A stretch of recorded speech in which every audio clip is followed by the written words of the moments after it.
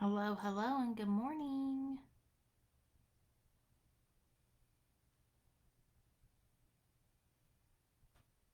Making sure we're live everywhere. Okay. All right. Well, good morning and happy Monday. I'm glad to be here with you guys today. And it's Memorial Day weekend. So I hope that you guys are taking some time with family, friends. Maybe you're just relaxing. Maybe you're not working today. But I'm glad to be here with you. So let's start off with prayer. Lord, thank you for today. I know that each and every one of us go through things every day that we may be uncertain of. Maybe we're unsure of what is next. Maybe we're waiting for a blessing. Maybe we're waiting for that answered prayer. And maybe we're just in gratitude. And Lord, I just want to thank you for giving us this time with you, and that whoever is not taking the time, that today they think about the time that they can be spending with you, because every time with you is more important than anything else that we do. Let these words be edifying to you that we read today, and we're so grateful for you. In Jesus' name we pray. Amen. All right, so today we are in week 21 of the weekly word, reading the Bible in a year. And last week was a big one. Last week was a really big one because we were in Proverbs, and I had talked to you about going through it and truly reading it and listening to the hymns and the songs and the things that are being said in there, because there's a lot of good things. And as we head into Ecclesiastes today, this is a little bit different, which I can appreciate, because this is truly the way that I was reading it yesterday and today is really kind of like a journal from Solomon, and the strife that he was going through and the things that were happening. And it talks about how we wrestle with what truly matters. Why do accomplishments still feel empty sometimes, or really what's the true purpose of life? And it's really the deepest and probably honest chapter in the Bible, because you're truly hearing from Solomon that, as we all know, he was wise and he was rich and he was chosen by God and he was part of that lineage. But it really, really takes on a different meaning when, he is questioning things. And we know his story, but the fact that he was questioning, why this? If I do this, why does this still happen? If this happens, why does this still happen? And, at the end of it all, it truly identifies that life without God will always leave something missing. And it's definitely something that I want to touch on today, because the more and more I read in this amazing book and the more that I spend time in it, I spent a lot of time in Matthew yesterday, and it just brings a lot of things to light, right? It brings a lot of things to light that there are so many of us that are just going through our lives, and what does it mean if God is not in it? And it makes me sad too, because there are a lot of people that are working and they have things and they're rich, and we always think to ourselves, I think as believers, like, okay, well, they have all these things and I'm working so hard, but it's nothing. And sometimes it can feel like it's nothing, right? What's the purpose? Well, I'm doing all these things and what's the point, right? I'm sure each and every one of you have felt like that at some point. So we'll definitely have time to read the entire Ecclesiastes today. So I'm very excited, because there's a lot of good things in here. It is raw and it is true. All right, so these are the words of the teacher, King David's son, who ruled in Jerusalem. Everything is meaningless, says the teacher, completely meaningless. What do people get for all their hard work under the sun? Generations come and generations go, but the earth never changes. The sun rises and the sun sets, then hurries around to rise again.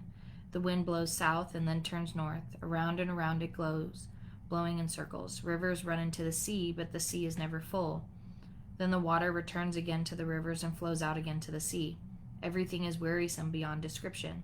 No matter how much we see, we are never satisfied. No matter how much we hear, we are not content.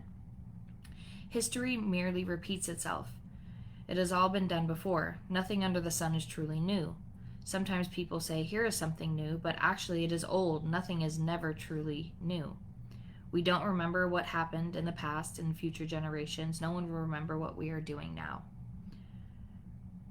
I, the teacher, was king of Israel, and I lived in Jerusalem. I devoted myself to the search for understanding and to explore my wisdom, everything being done under heaven. I soon discovered that God has dealt a tragic existence to the human race. I observed everything going on under the sun, and really it is all meaningless, like chasing the wind. What is wrong cannot be made right. What is missing cannot be recovered. I said to myself, look, I am wiser than any of the kings who ruled in Jerusalem before me. I have greater wisdom and knowledge than any of them. So I set out to learn everything from wisdom to madness and folly, but I learned firsthand that pursuing all of this is like chasing the wind. The greater my wisdom, the greater my grief. To increase knowledge only increases sorrow. That, to me, when I read that, is, he is really struggling. And I think the positive in that is honesty. There's truly honesty, right? Like Solomon's experience, success, influence, pleasure, wisdom, wealth, achievement, all of these things, and yet exploring all the things, as he says, under the sun, and everything that life could offer, but without God, what? Chapter 2, the futility of pleasure. I said to myself, come on and let's try pleasure. Let's look for the good things in life. But I found that this too was meaningless. So I said, laughter is silly. What good does it do to seek pleasure? After much thought, I decided to cheer myself with wine. And while still seeking wisdom, I clutched at foolishness. In this way, I tried to experience the only happiness most people find during their brief life in this world. I also tried to find meaning by building huge homes for myself and by planting beautiful vineyards. I made gardens and parks, filling them with all kinds of fruit trees. I built reservoirs to collect the water to irrigate many flourishing groves. I bought slaves, both men and women, and others were born into my household.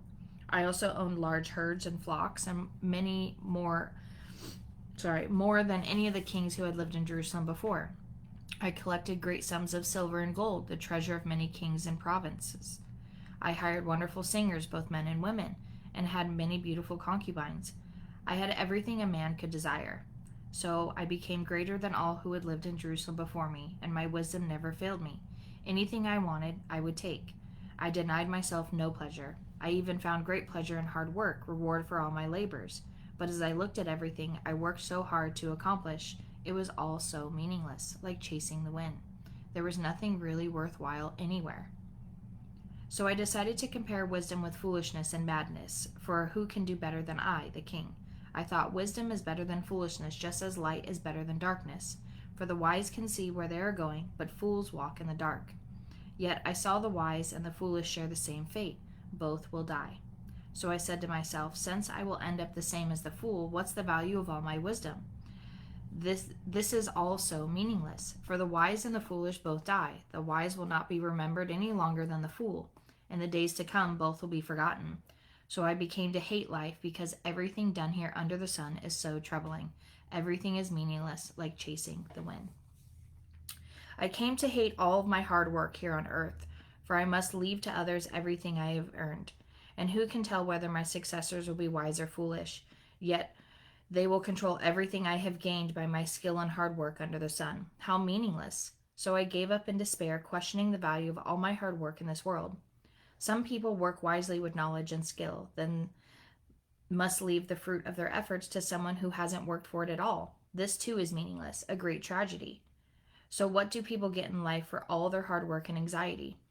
Their days of labor are filled with pain and grief. Even at night, their minds cannot rest. It is all meaningless. So I decided there is nothing better than to enjoy food and drink and to find satisfaction in work. Then I realized that these pleasures are from the hand of God. For who can eat or enjoy anything apart from him? God gives wisdom, knowledge, and joy to those who please him.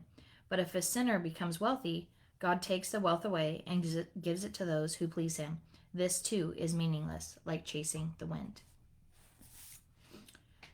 Chapter 3. And I know a lot of you have heard chapter 3,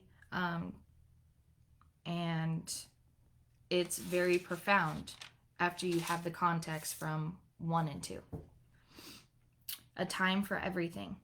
For everything there is a season, a time for every activity under heaven, a time to be born and a time to die, a time to plant and a time to harvest, a time to kill and a time to heal, a time to tear down and a time to build up, a time to cry and time to laugh, a time to grieve and time to dance, a time to scatter stones and a time to gather stones, a time to embrace and a time to turn away, a time to search and a time to quit searching, a time to keep and a time to throw away, a time to tear and a time to mend, a time to be quiet and a time to speak, a time to love and a time to hate, and a time for war and time for peace. What do people really get for all their hard work? I have seen the burden God has placed on us all, yet God has made everything beautiful for its own time. He has planted eternity in the human heart, but even so, people cannot see the whole scope of God's work from beginning to end. So I concluded there is nothing better than to be happy and enjoy ourselves for as long as we can. And people should eat and drink and enjoy the fruits of their labor. So, for these are gifts from God. And I know whatever God does is final. Nothing can be added to it or taken away from it. God's purpose is what people should fear him.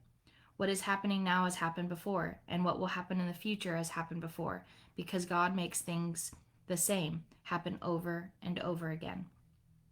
I also noticed that under the sun there is evil in the courtroom. Yes, even the courts of the law are corrupt. I said to myself, in due season, God will judge everyone, both good and bad, for all their deeds. I also thought about all the human condition, how God proves to people that they are like animals. For people and animals share the same fate. Both breathe, and both must die. So people have no real advantage over the animals. How meaningless. Both go to the same place. They came from dust, and they will return to dust. For who can prove that the human spirit goes to the spirit of animals goes down to the earth? So I saw that there is nothing better for people than to be happy in their work. That is our lot in life. And no one can bring us back to see what happens after we die. Chapter 4. Again, I observed all the oppression that takes place under the sun. I saw the tears of the oppressed with no one to comfort them. The oppressors have great power, and their victims are helpless. So I concluded that the dead are better off than the living. But most fortunate of all are those who are not yet born, for they have not seen all the evil that is done under the sun. Then I observed that most people are motivated to success because they envy their neighbors, but this too is meaningless, like chasing the wind. Fools fold their idle hands, leading them to ruin, and yet better to have one handful with quietness than 2 handfuls with hard work and chasing the wind. I observed yet another example of something meaningless under the sun. This is the case of a man who is all alone, without a child or a brother, yet who works hard to gain as much wealth as he can.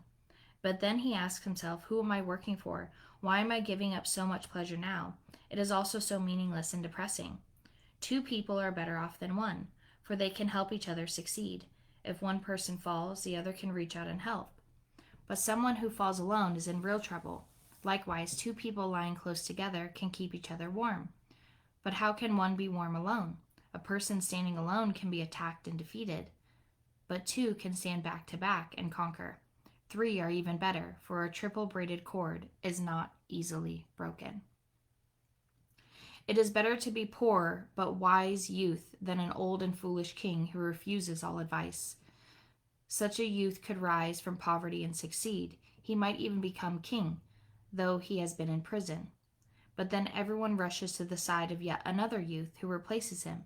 Endless crowds stand all around him. But then another generation grows up and rejects him too.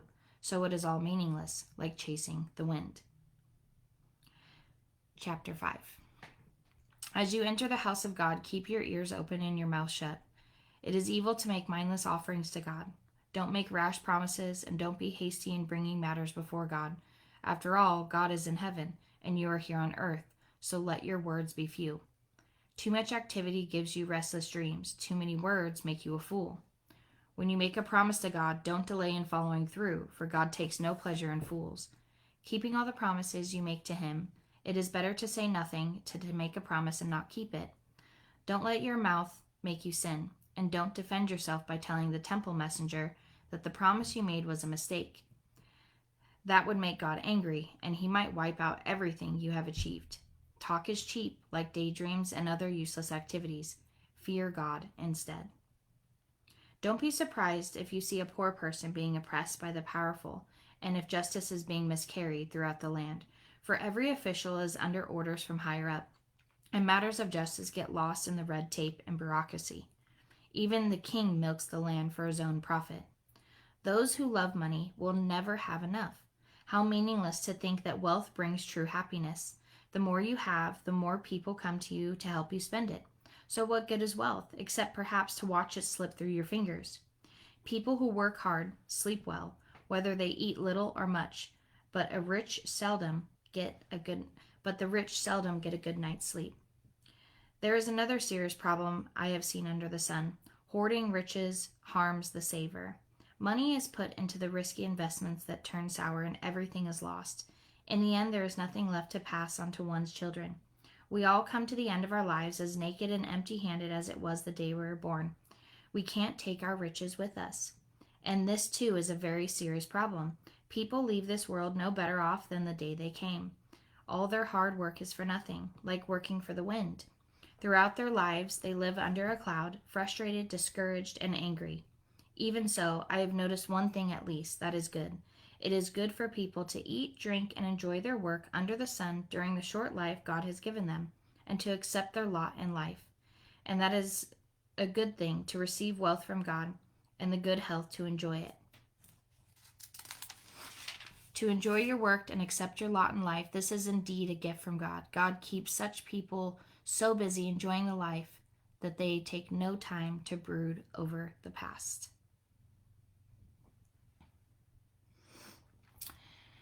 He's really going in. I mean, you can truly break down everything. I mean, this is honestly, in my opinion, you want to talk about wisdom. This is true wisdom because he is seeing it from all sides.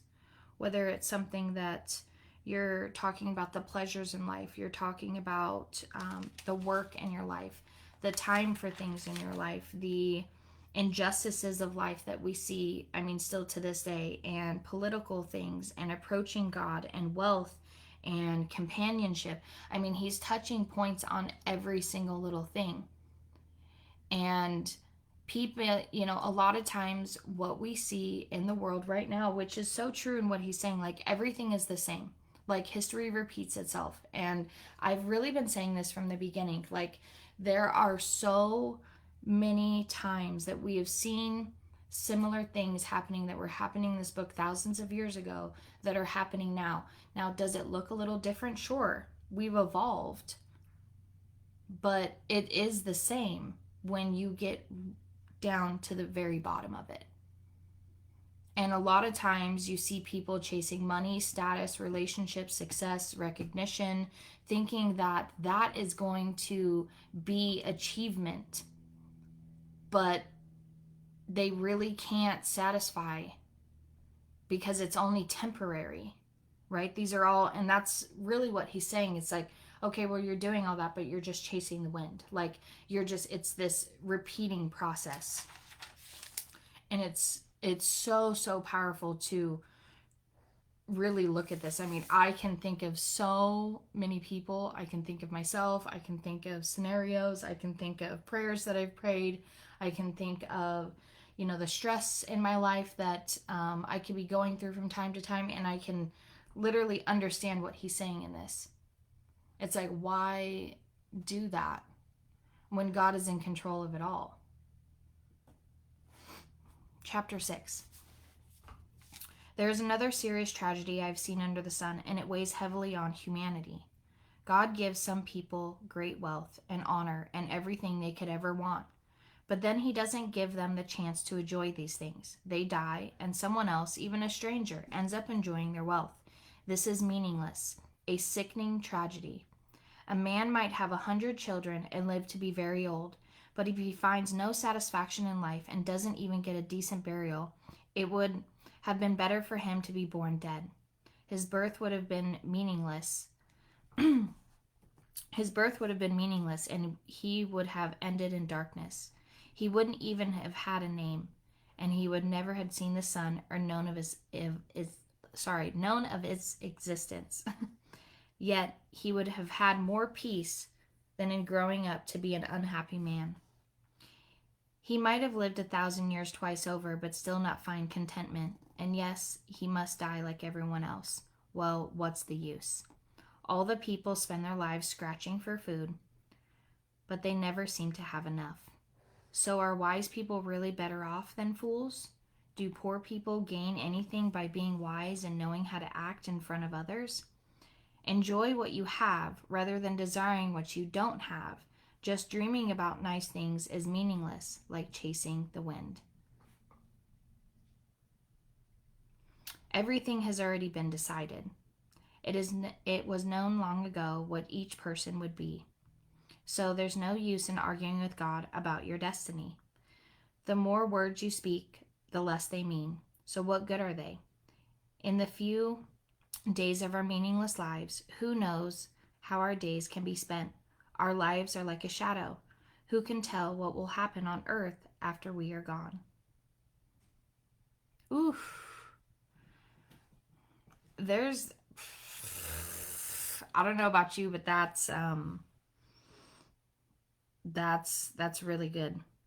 I mean, he's talking about, you do all these things and you have all these kids and you have all this success, and then it's for what? Because you still want more. I mean, how many times have you heard people say, like, oh, well, it's just not enough? Like, trust me, I'm sure it's not enough. I'm sure. I've done the same thing. But is it ever going to be enough? Is there ever going to be a moment where you'd be like, yep, I finally, you know what? I am completely good. And I think that's the biggest lesson in this chapter. In Ecclesiastes, it's the biggest lesson is that it's never going to be enough, but you can't take it with you. So enjoy the things that you have. And, it's also the striving, right? We're almost killing ourselves sometimes when we go to work every single day and we're working so hard. And then you have the question of like, well, what's the point if you don't have, the wealth to share it and you don't have the things to show for it? But that doesn't matter. It doesn't matter. There's always going to be this longing, right? Because success alone isn't enough. Comfort alone isn't enough. Achievement alone isn't enough. It's never going to be enough. And I've seen this past weekend, there was a lot of different conversations that I was having with different people that I'd never met before. And all I kept thinking in my heart was, these people need Jesus. And I had said it a few times in conversation, and everyone just kind of laughed. But I wasn't laughing. Like, I wasn't joking about it. I was so serious, because I think there's so many people that are just searching for like something to feel a void in them. But the only thing that can fill that void is Jesus. He can fill all of those things that we're so constantly searching for here on earth. Chapter 7. Wisdom for life. A good reputation is more valuable than costly perfume, and the day you die is better than the day you were born. Better to spend your time at funerals than at parties. After all, everyone dies, so the living should take this to heart. Sorrow is better than laughter, for sadness has a refining influence on us. A wise person thinks a lot about death, while a fool only thinks about having a good time. Better to be criticized by a wise person than to be praised by a fool. A fool's laughter is quickly gone, like thorns crackling in a fire. This also is meaningless. Extortion turns wise people into fools, and bribes corrupt the heart. Finishing is better than starting. Patience is better than pride. Control your temper, for anger labels you a fool. Don't long for the good old days. That is not wise. Wisdom is even better when you have money. You both are a benefit as you go through life. Wisdom and money can get you almost anything, but only wisdom can save your life. Accept the way God does things, for who can straighten what he has made crooked? Enjoy prosperity while you can, but when hard times strike, realize that both come from God. Remember that nothing is certain in this life. I have seen everything in this meaningless life, including the death of good young people and the long life of wicked people. So don't be too good or too wise. Why destroy yourself? On the other hand, don't be too wicked either. Don't be a fool. Why die before your time? Pay attention to these instructions, for anyone who fears God will avoid both extremes. One wise person is stronger than 10 leading citizens of a town. Not a single person on earth is always good and never sins. Don't eavesdrop on others. You may hear your servant curse you, for you know how often you yourself have cursed others. I have always tried my best to let wisdom guide my thoughts and actions. I said to myself, I am determined to be wise, but it didn't work. Wisdom is always distant and difficult to find. I searched everywhere, determined to find wisdom and to understand the reason for things. I was determined to prove myself that wickedness is stupid and that foolishness is madness. I discovered that a seductive woman is a trap more bitter than death. Her passion is a snare, and her soft hands are chains. Those who are pleasing to God will escape her, but sinners will be caught in her snare. This is my conclusion, says the teacher. I discovered after this, looking at the matter from every possible angle. Though I have searched repeatedly, I have not found what I was looking for. Only 1 out of 1,000 men is virtuous, but not one woman. But I did find this: God created people to be virtuous, but they have turned to follow their own downward path. How wonderful to be wise, to analyze and to interpret things. Wisdom lights up a person's face, softening its hardness. Obedience to the king. Obey the king, since you vowed to God that you would. Don't try to avoid doing your duty, and don't stand with those who plot evil, for the king can do whatever he wants. His commands is backed by great power. No one can resist or question it. Those who obey him will not be punished. Those who are wise will find a time and a way to do what is right. For there is a time and a way for everything, even when a person is in trouble. Indeed, how can people avoid what they don't know what's going to happen? None of us can hold back our spirit from departing. None of us has the power to prevent the day of our death.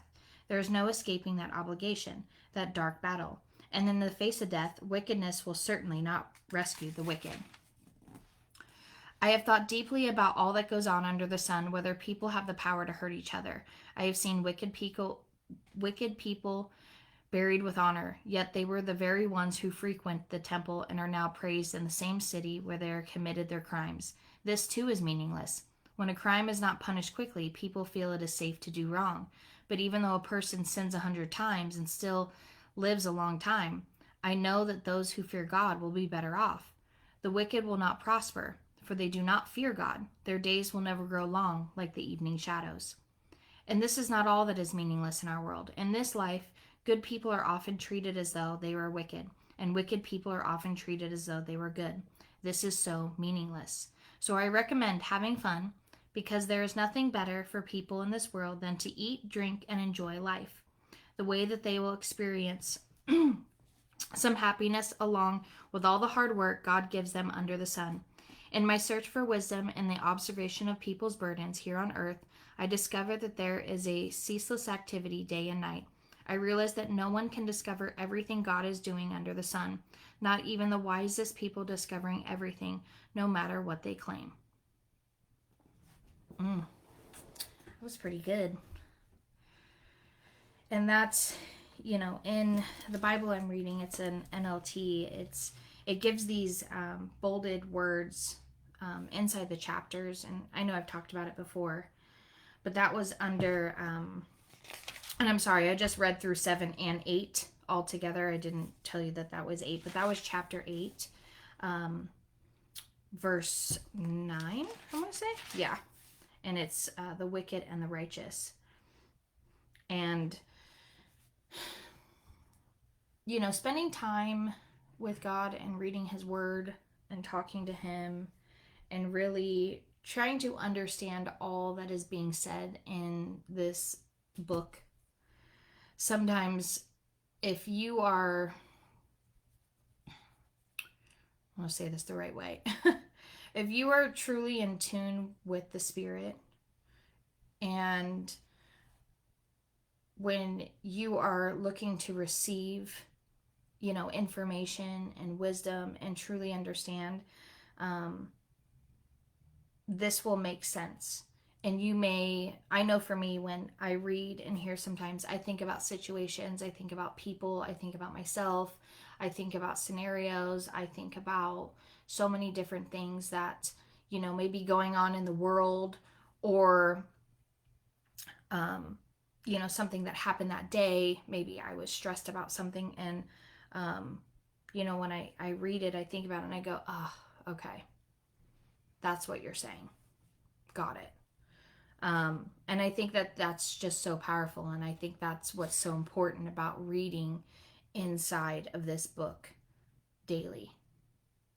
Because whether or not we're going to get the exact answer that we're looking for, it's there for us. We just have to find it. And it may seem confusing. I know to anybody that may have not read the Bible, maybe they're not a believer, this wouldn't make sense. They'd be like, oh, okay, so they're basically saying it's meaningless.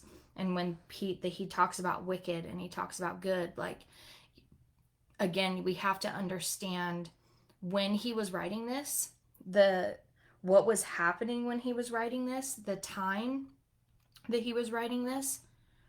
But what is even more powerful is that no matter knowing that information, this still applies to today. There are so many things that I can think about that this applies to right now, in the world right now, that we're all going through. Chapter 9. Death comes to all. This too I have carefully explored. Even though the actions of godly and wise people are in God's hands, no one knows whether God will show them favor. The same destiny ultimately awaits everyone, whether righteous or wicked, good or bad, ceremonially clean or unclean, religious or irreligious. Good people receive the same treatment as sinners, and people who make promises to God are treated like people who don't. It seems so wrong that everyone under the sun suffers the same fate. Already twisted by evil, people choose their own mad course, for they have no hope. There is nothing ahead but death anyway. There is hope only for the living. As they say, it is better to be a live dog than a dead lion. The living at least know they will die, but the dead know nothing. They have no further reward, nor are they remembered.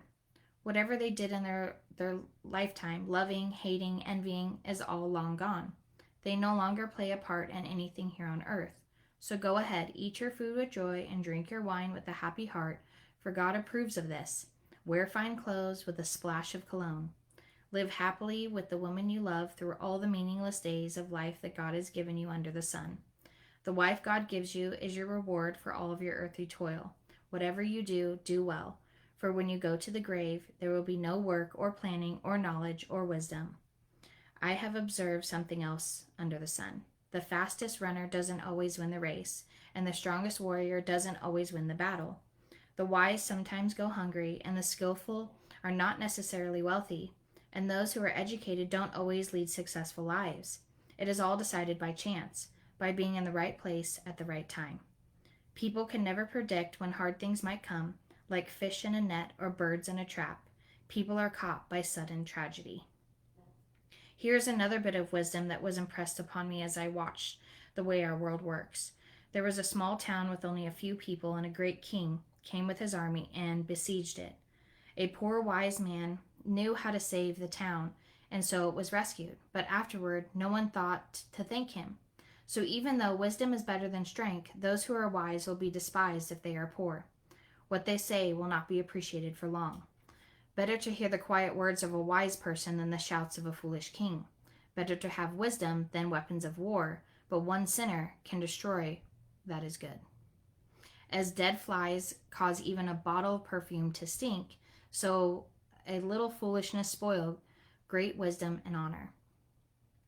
A wise person chooses the right road, a fool takes the wrong one. You can identify fools just by the way they walk down the street. If your boss is angry at you, don't quit. A quiet spirit can overcome even great mistakes. The ironies of life. There is another evil I have seen under the sun. Kings and rulers make a grave mistake when they give great authority to foolish people and low positions to people of proven worth. I have even seen servants riding horses like princes, and princes walking like servants. When you dig a well, you might fall in. When you demolish an old wall, you could be bitten by a snake. When you work in a quarry, stones might fall and crush you. When you chop wood, there is danger with each stroke of your axe. Using a dull axe requires great strength, so sharpen the blade. That's the value of wisdom. It helps you succeed. If a snake bites before you charm it, what's the use of being a snake charmer? Wise words bring approval, but fools are destroyed by their own words. Fools base their thoughts on foolish assumptions, so their conclusions will be wicked madness. They chatter on and on. No one really knows what is going to happen. No one can predict the future.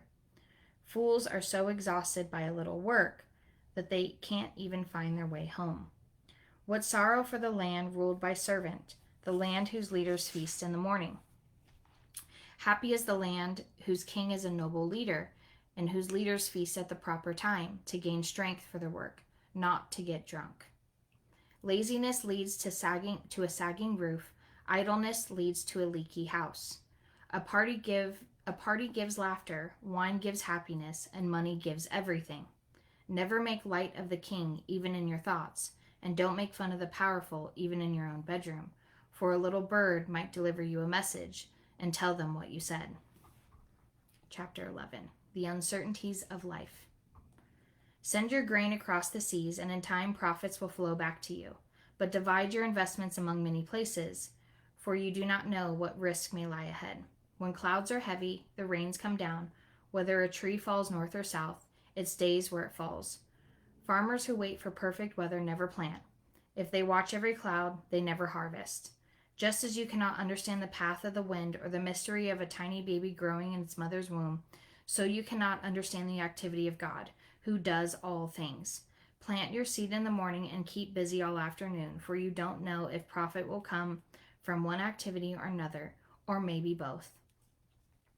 Advice for young and old. Light is sweet. How pleasant to see a new day dawning. When people live to be very old, let them rejoice in every day of life. But let them also remember there will be many dark days. Everything still to come is meaningless. Young people. It is wonderful to be young. Enjoy every minute of it. Do everything you want to do. Take it all in. But remember that you must give an account to God for everything you do. So refuse to worry and keep your body healthy. But remember that youth, with a whole life before you, is meaningless. Don't let the excitement of youth cause you to forget your Creator. Honor Him in your youth before you grow old and say life is not pleasant anymore. Remember Him before the light of the sun, the moon, and the stars is dim to your old eyes, and rain clouds continually darken your sky. Remember Him before your legs, the guards of your house, start to tremble, and before your shoulders, the strong men, stoop. Remember Him before your teeth, your few remaining servants stop grinding, and before your eyes. The women looking through the windows see dimly. Remember Him before the door to life's opportunities is closed and the sound of work fades. Now you rise at the first chirping of the birds, but then all the sounds will grow faint. Remember Him before you become fearful of falling and worry about the danger in the streets, before your hair turns white like an almond tree in the bloom, and you drag along without energy, like a dying grasshopper, and a camperberry no longer inspires sexual desire. Remember him before you near the grave and your everlasting home, when the mourners will weep at your funeral. Yes, remember your Creator now, while you are young, before the silver cord of life snaps and the golden bowl is broken. Don't wait until the water jar is smashed at the spring and the pulley is broken at the well. For then the dust will return to the earth and the spirit will return to God who gave it. And this is the conclusion. Everything is meaningless, says the teacher, completely meaningless. Keep this in mind. The teacher was considered wise, and he taught the people everything he knew. He listened carefully to many proverbs, studying and classifying them. The teacher sought to find the right words to express truths clearly. The words of the wise are like cattle prods, painful but helpful. Their collected sayings are like nail-studded sticks with which a shepherd drives the sheep. But my child, let me give you some further advice. Be careful, for writing books is endless, and much study wears you out. That's the whole story. Here now is my final conclusion. Fear God and obey his commands, for this is everyone's duty. God will judge us for everything we do, including every secret thing, whether good or bad.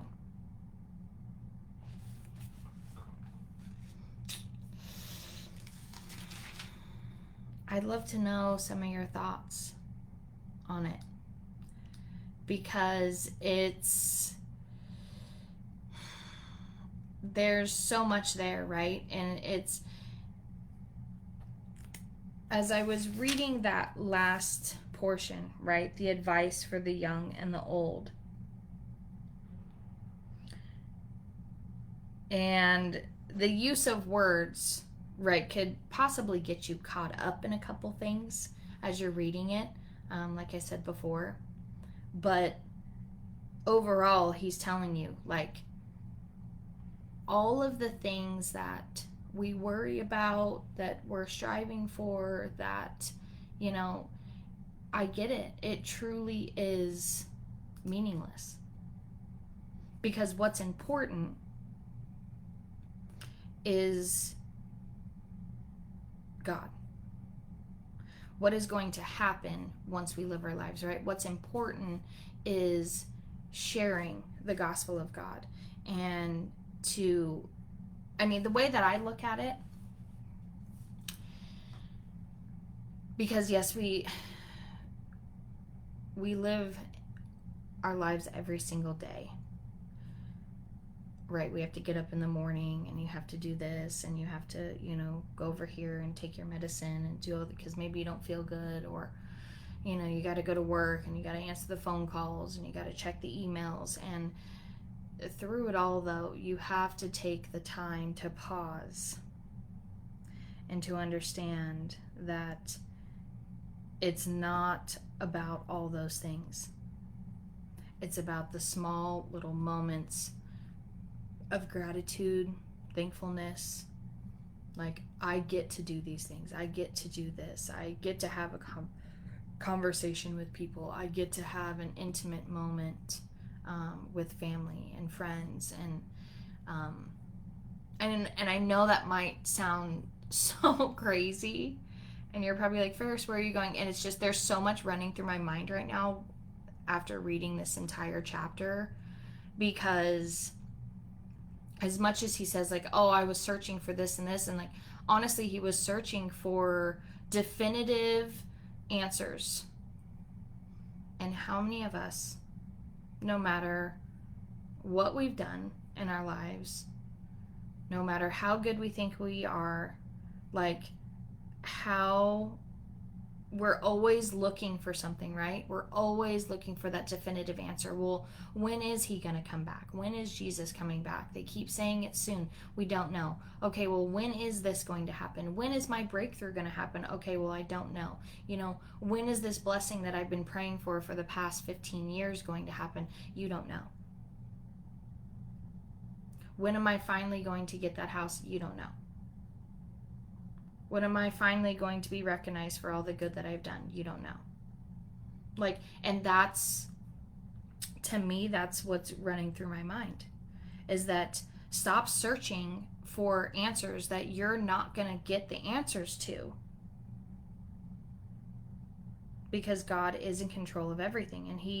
And I love the meaning that he says, everything under the sun, everything under the sun, everything under the sun, because every day that we wake up and we see the sun is another opportunity to be better, to be good, to be kind, to share the word of God, to share the good news, to share his grace, to be in gratitude, to be thankful. I mean, there was a moment, I don't want to say it was just a moment, but recently, in the last,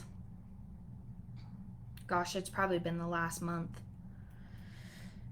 I've been in such gratitude, and I'm so thankful for every single moment, every single minute, every single situation, that I'm sure God's probably like, can you come up with another word? Because, I pray and I'm just like, God, thank you. Like, and it doesn't seem like enough, because it almost seems surreal. And I'm not going to sit here and tell you like, oh, everything in my life is perfect. It is not. And I'm sure you can relate to that. But what I am finding is that if I am grateful for every single moment, even if it's not perfect, life is so much better. I mean, even in the tragedies, even in the news that's not so good. And, you ever hear people like, oh, you want the good news or the bad news? I'll take them both, because I'm going to be grateful for both, regardless, because things are meant to happen, that are meant to stretch us, that are meant to grow us, because ultimately everything under the sun, right, is meaningless. So fear God, love him, obey him, do the best that you could possibly do. Does that mean you're going to walk through the rest of your life, without making a mistake? No. Because Solomon sure did. But I think this is when they say that Ecclesiastes is an honest, chapter, it truly is. Because he's really saying all these things like, oh, well, it's this and that. And I'm sure, God was like, really, man? Is that what you, but it's also like, as you're reading it, and I don't know if you noticed this, but I did.